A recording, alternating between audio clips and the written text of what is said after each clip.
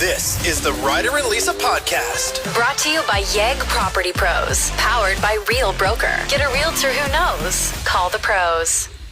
The number one telltale sign that someone is cheating. Yeah, and as soon as she broke it down, I was like, oh, that actually does make a lot of sense.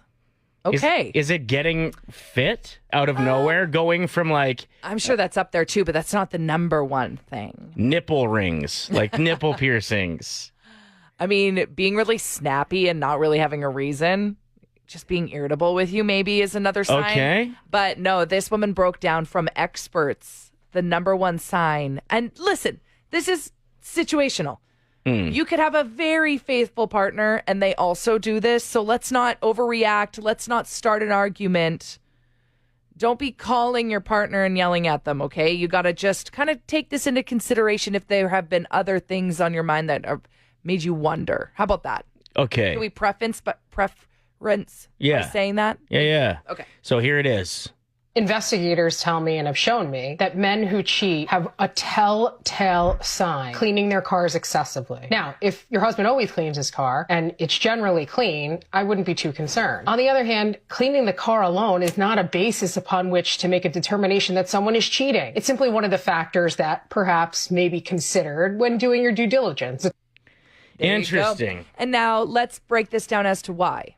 A lot of people, when they're trying to impress someone, they'll clean their car before a first date or when they first start seeing each other. Yeah, I don't think you'd roll up to a first date with like a dirty-ass car, would you? If you do, that's a red flag. Yeah, I don't know. I wonder how many people listening right now are just like sighing with relief because their partner has the dirtiest car. But I do think another reason for keeping your car clean would be to get rid of any evidence. Oh, in case you're using that car as a bed. Or maybe somebody forgets something in it, like a bobby pin. Yeah. Or maybe some hair ends up on the passenger seat that's not usually there. Good point. Who knows, right? So we thought we would share this with the audience, but... I feel really bad for any guy that just likes to clean his car right now and is going to be coming home to hellfire. Like, where were you? They're so mad at us right now. All these people that have those memberships where they go to the car wash, like they're the regulars there. You got it washed again this week? Show me your phone. I'd like to apologize for something. What did you do now? Well, I lied to you, and you believed it. Earlier today, I told you that the slip and slide event was about to start for the summer games. I knew you were making that up. In the moment, I was gullible, but I had a feeling there's no way there's a slip and slide event. But when you looked on the TV screen in the studio, what did you see? Well, I saw what looked to be a tarp on the ground. That was wet. But was the tarp just there to protect the ground of the tennis court? You're the worst. You're like, whoa, slip and slide event, sweet. I'm like, I'd be pretty good at that. I'm very fast. Robert Downey Jr. has locked down another role in the Marvel Universe. He's going to be Doctor Doom. What? He was already Iron Man. I know. And he's going to be making $100 million. Whoa! For 2 movies. How infuriating would it be if you are a actor who's always wanted to be in the Marvel Universe and you find out that Robert Downey Jr. gets another crack at a new character? Yeah. Or if you were like in second place for the gig. You know, this happened once before with Marvel. Chris Evans. Yeah. He's played 2 roles as well. What are we learning here? I don't know. What? Is Marvel a cult? Oh, yeah. Probably a little bit. It's Ryder and Lisa's 1K Wordplay. Brought to you by Out of Bounds Restaurant. We are joined by caller 7, ready to win $1,000. Here's how the game works. Jane, you're going to pick a teammate, either Lisa or myself, who's going to leave the room. We'll give you 5 words. You tell us the first word that comes to mind for each. We'll invite your teammate back in who wasn't able to hear any of round 1. And then they'll play the same game for round 2. For every word that matches, it's $25. If you hit them all, it's $1,000. Okay, we haven't given away $1,000 in a very long time, so hopefully today's the day. Who's your teammate this morning? I'm going to pick Ryder. All right. Bye, Ryder. I just hope your words aren't too hard. I feel like I got good words today. We'll see what happens. Okay, I'm going to start your 25-second timer after I say the first word. Best of luck, all right? You bet. Thank you. What comes to your mind when I say elephant? Trunk. Bacon. Eggs. Sunflower. Seeds. Wash. Clothes. Skyscraper. Tall. Good answers. You still had so much time left on the clock, too. All right, Ryder. Welcome back into the studio. She did amazing. Get in the zone. Are you ready to give away some money? Yes. Elephant.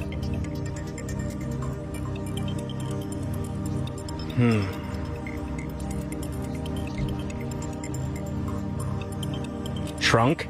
$25. Woo! What comes to your mind when I say bacon?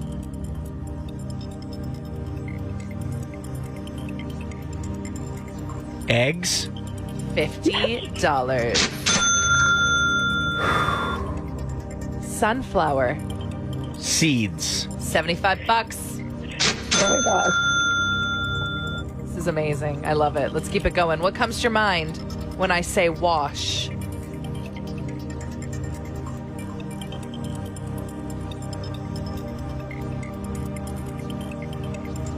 Soap. No. Jane said clothes. That's okay. We got one more word. Can we get to $100? What comes to your mind when I say skyscraper? City.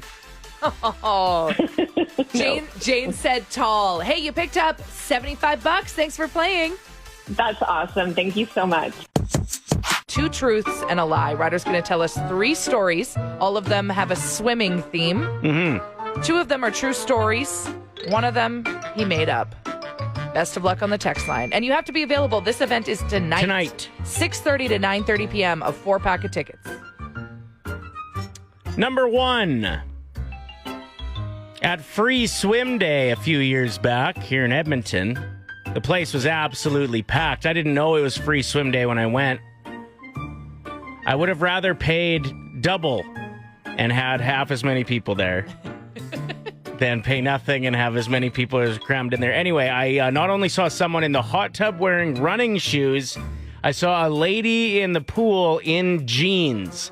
Not jean shorts, in jeans. Yeah, it's almost as if they were walking by, saw the sign that it's free pool day, and they were like, free? Well, I don't have a bathing suit on me, but I'm going in. That's number 1. Number 2, I made out with a complete stranger after jumping into the pool under the water. We had never really, talked that we were going to make out. She was just down there, and we made out. Then things got a little steamy in the steam room. This story's inappropriate. It's not.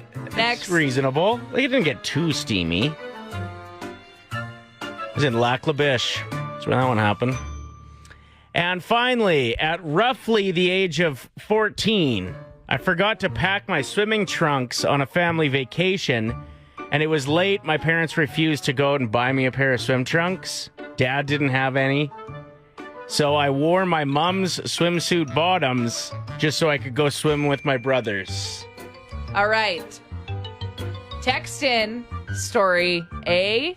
No, 1, 2, or 3. Whatever. Well, Same I know. thing, but we'll know I what was- they mean. I was very clear about 1, 2, and 3, so I didn't want whatever. people to be confused.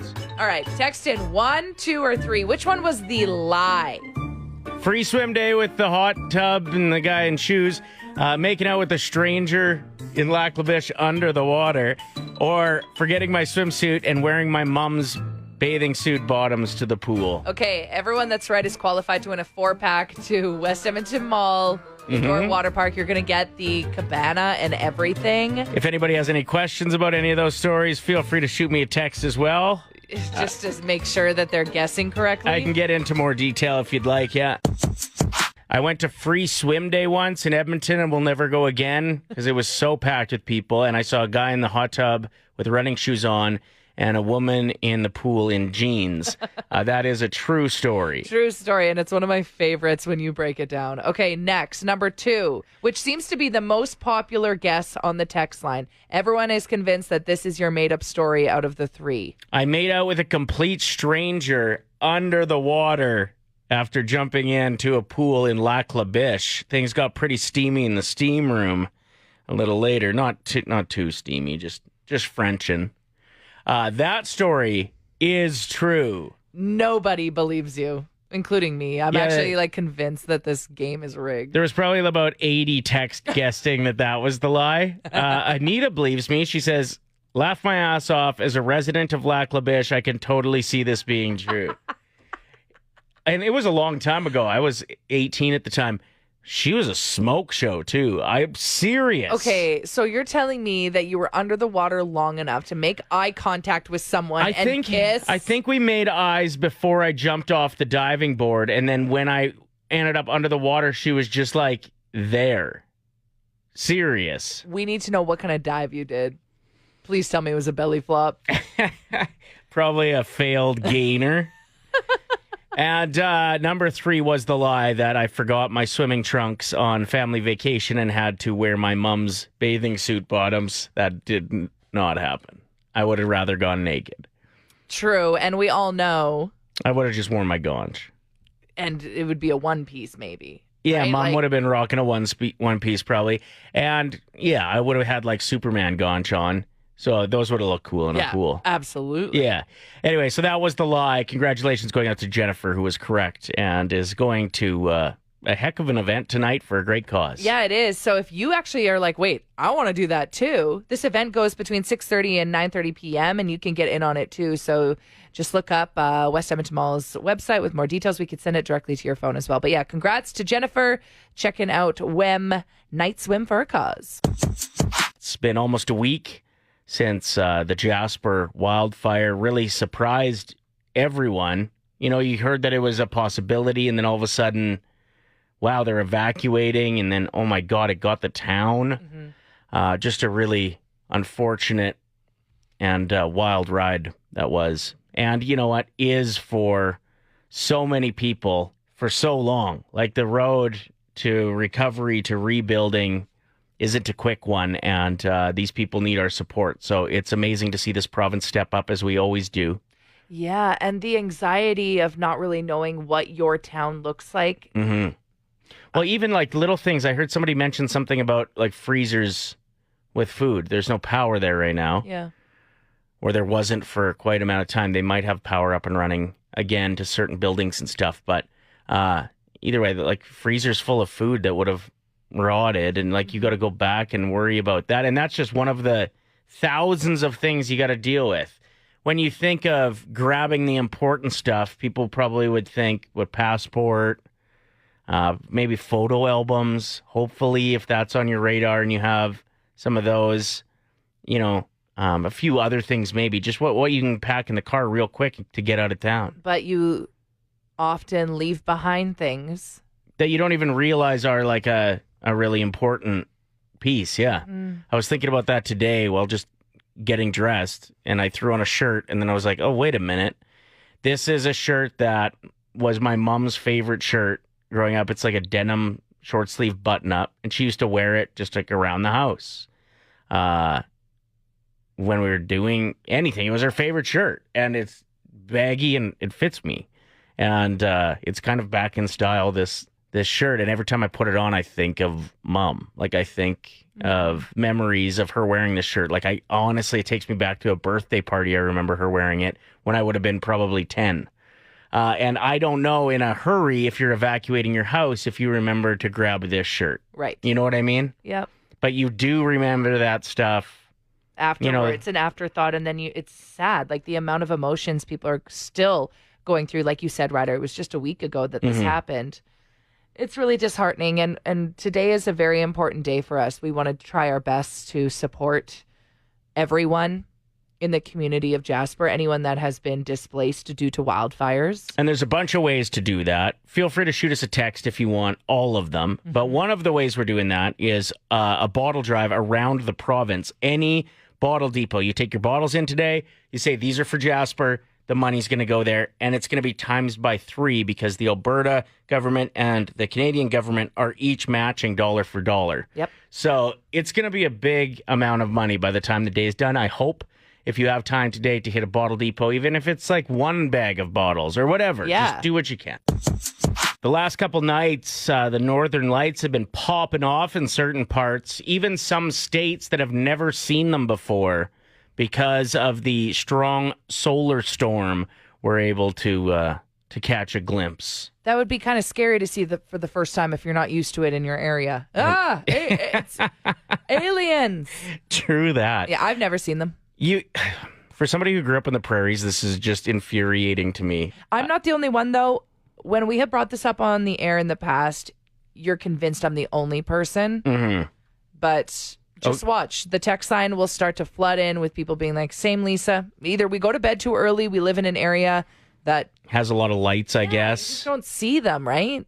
I've never seen the northern lights in real life, only in pictures. It's just strange because I bet I've seen them 400 times. Like, it's just really weird to me to think about growing up in this area of the world when it is one of the biggest draws.